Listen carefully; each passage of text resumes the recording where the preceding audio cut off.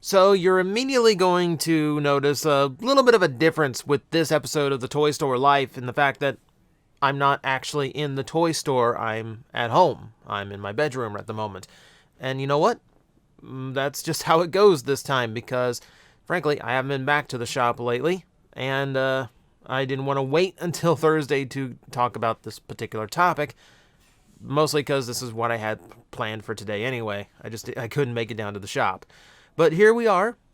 We are once again talking about another topic that comes up when you run a toy shop and when certain things come up that I think are worth talking about. And in this case, we're talking about the horrors of the back room. And the horrors of the back room in our particular toy store is a little bit different.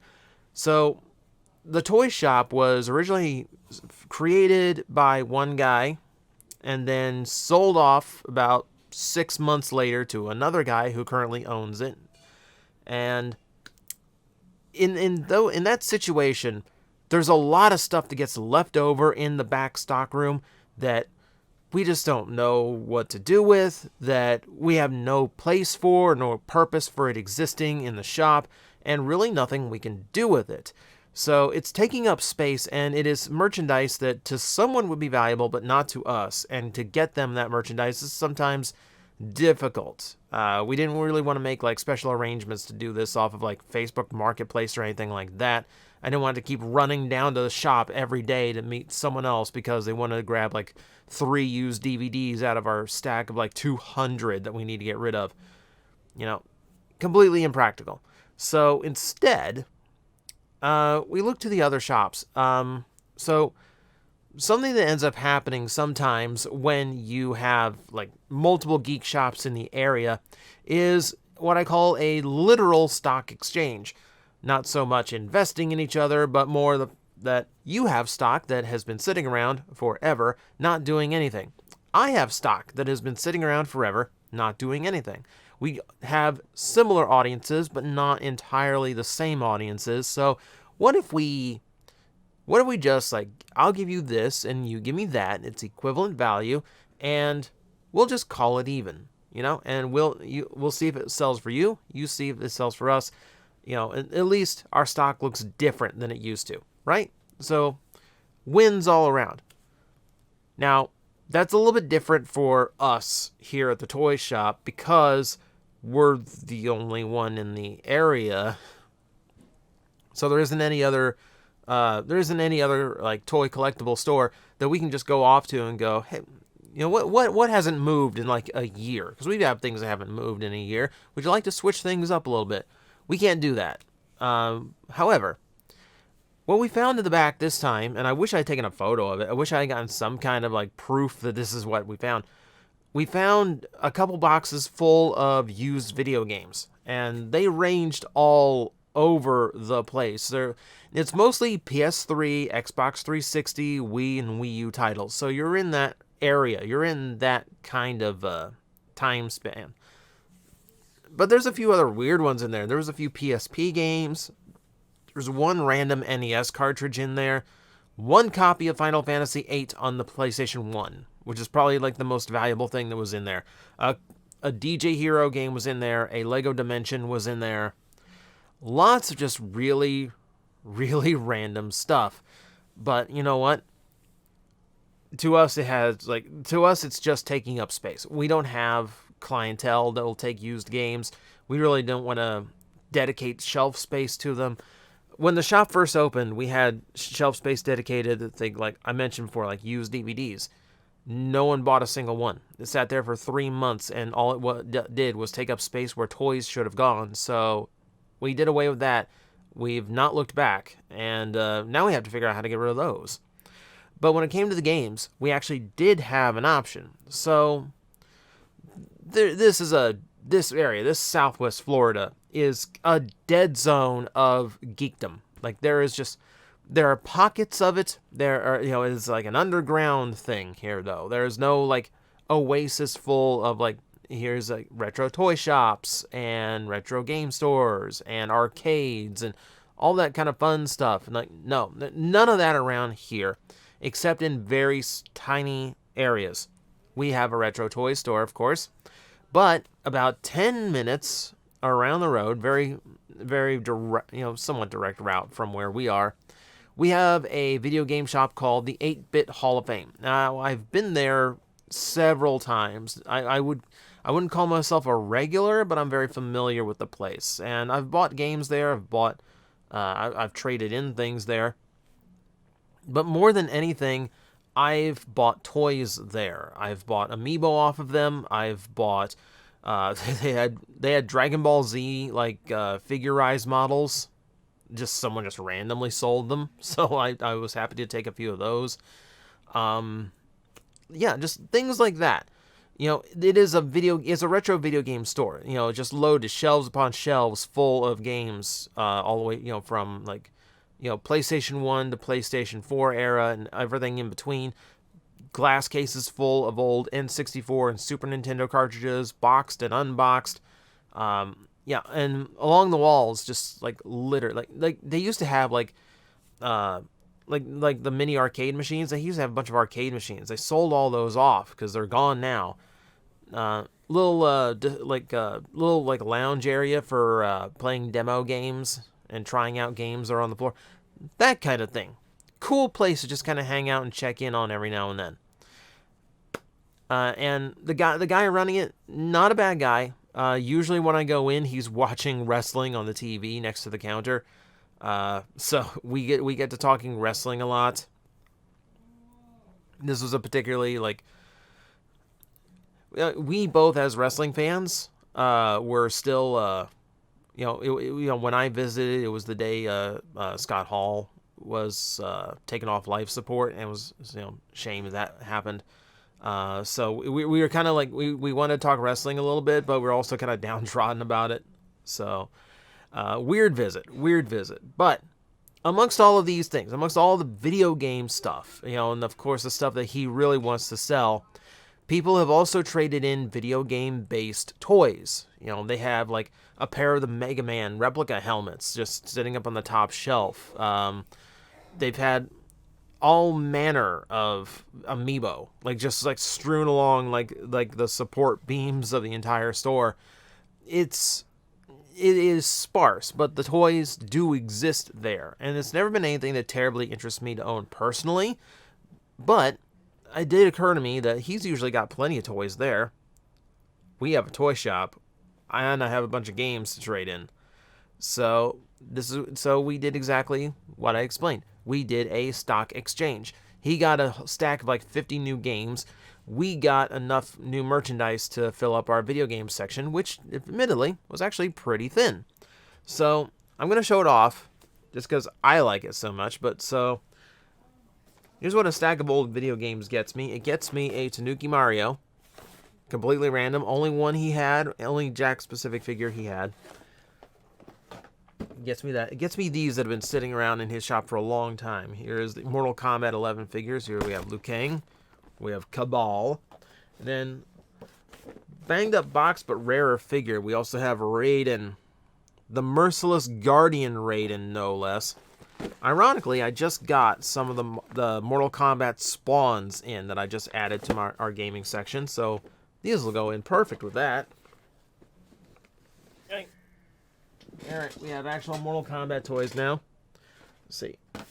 Like I said, it's just falling all over the place. It's precariously stacked. So, like I said, stacks full of Amiibo, so we grabbed a couple of the Pokemon ones, of course, and I figured, hey, he's got a ton of them, so we'll take one Ryu from Street Fighter. Because some Street Fighter fan's going to take that at some point.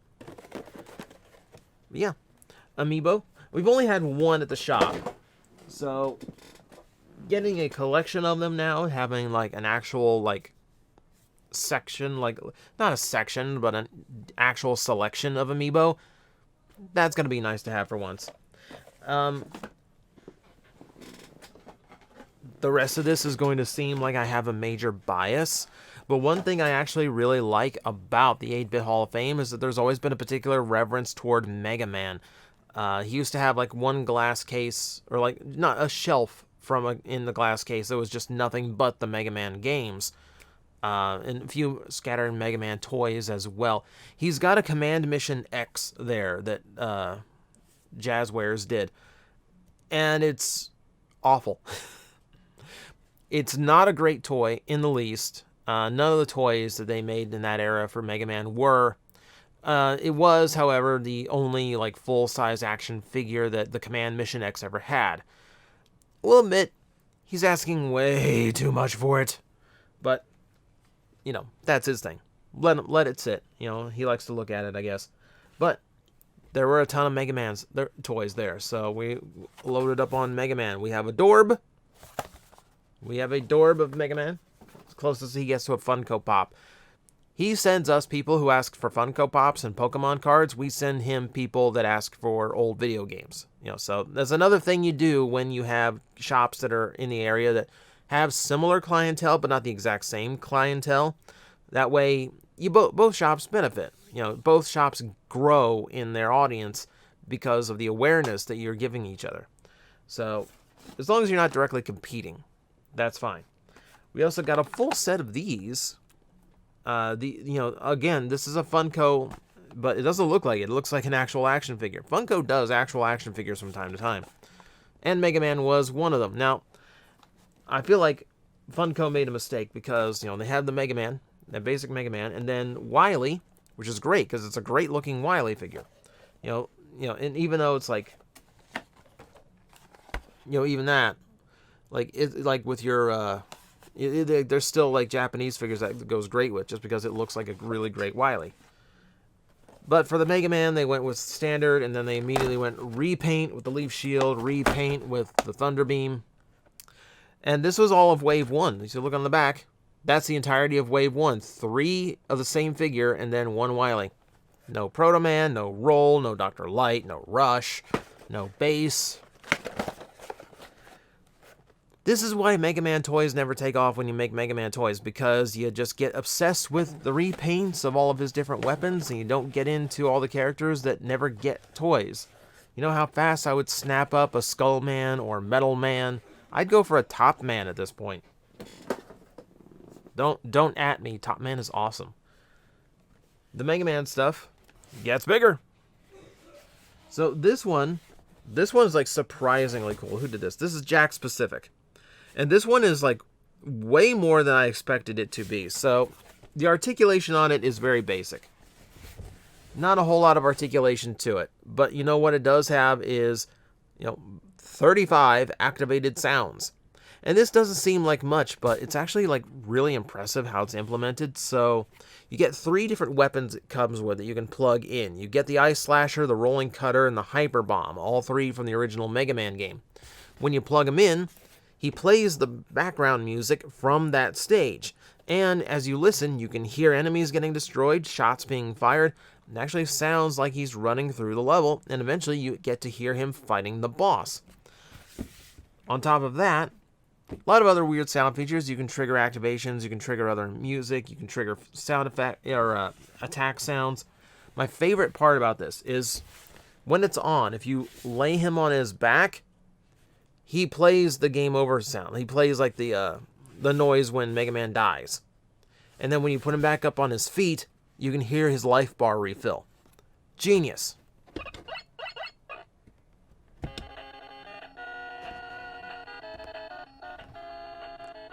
I don't know how well that's picking up.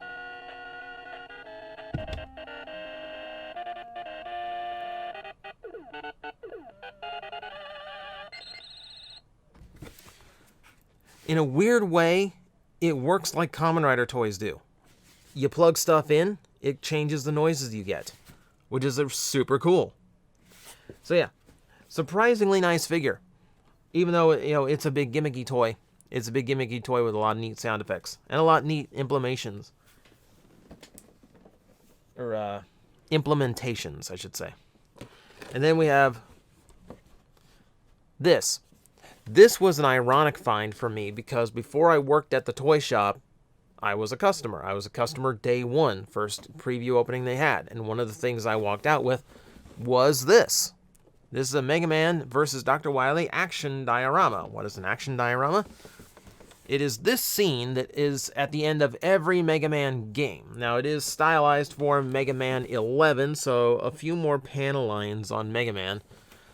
But beyond that, it is a very classic scene of Wily groveling at the end. And they've actually featured a bobblehead action where you can actually like pull Wily's head back and let go, and like it will spring like